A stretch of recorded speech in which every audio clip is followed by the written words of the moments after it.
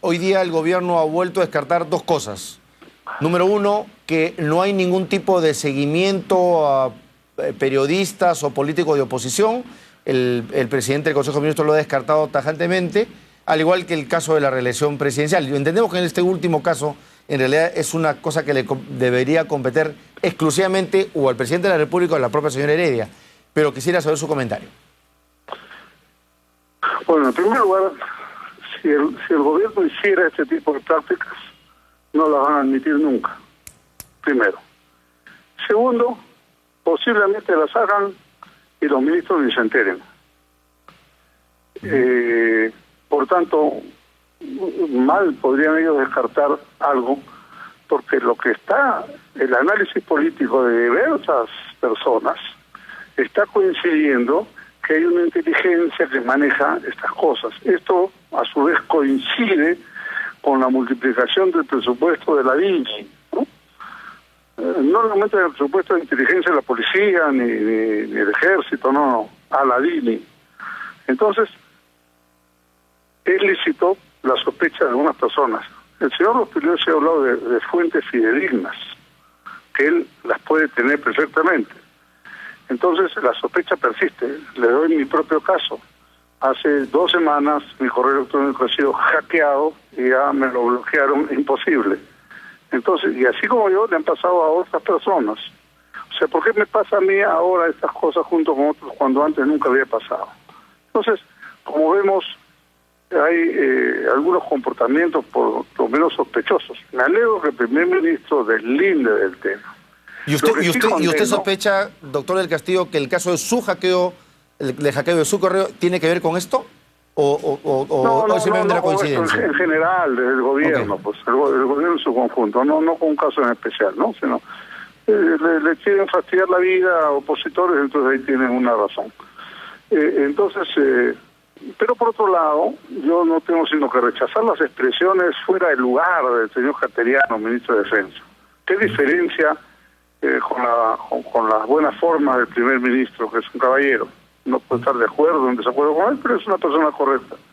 En cambio, el señor Cateriano dispara nomás irresponsablemente y acusa de cualquier cosa, ¿no? Yo tengo que rechazar completamente sus aseveraciones y como no lo puedo acusar de ignorante, sino más bien de tener muy mala fe, ¿no?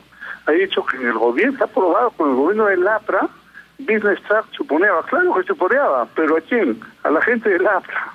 Sí, o sea, es lo que he dicho, que incluso yo le iba a hacer esa reflexión cuando usted hablaba de los ministros, claro. Yo iba a decir, lo que ha dicho Cateriano es que en la época del APRA Business Track chuponeaba no solamente a los opositores, sino a los propios ministros para dar la información al presidente de la República.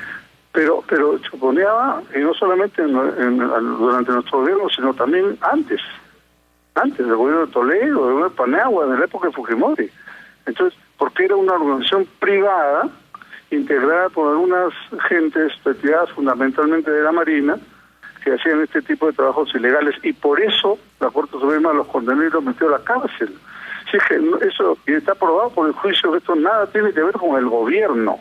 Si es que, fíjate qué irresponsable Cateriano, de acusar al gobierno de una práctica privada, delincuencial, de una asociación ilícita para delinquir, de algunas personas que nada tienen que ver con el gobierno. Entonces, por eso rechazo tajantemente esa parte.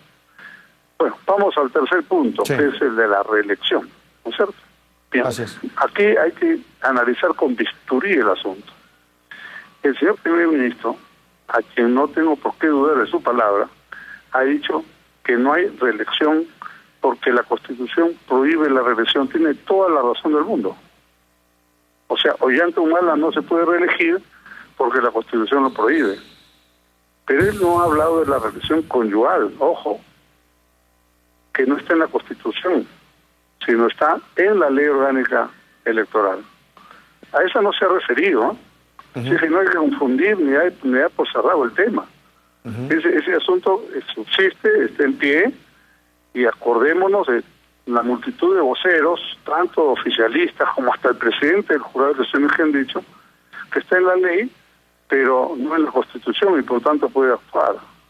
Entonces, esa es la misma interpretación que se ha hecho en otros países para favorecer elecciones ilegales por elecciones de la esposa. Dejarle a la autoridad ¿no es electoral cierto? la decisión y no al Congreso a través de la modificación de la ley. Entonces, con decir, no vamos a cambiar la ley, o ya se acabó la época de la ley de nombre propio, claro, no tocan la ley, pero lo interpreta el jurado.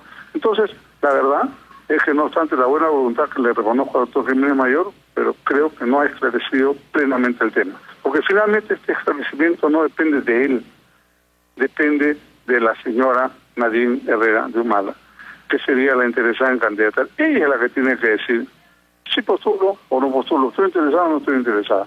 Ese es el tema, porque mañana el señor primer ministro deja de serlo y entra otro primer ministro que le parece al revés y se acabó.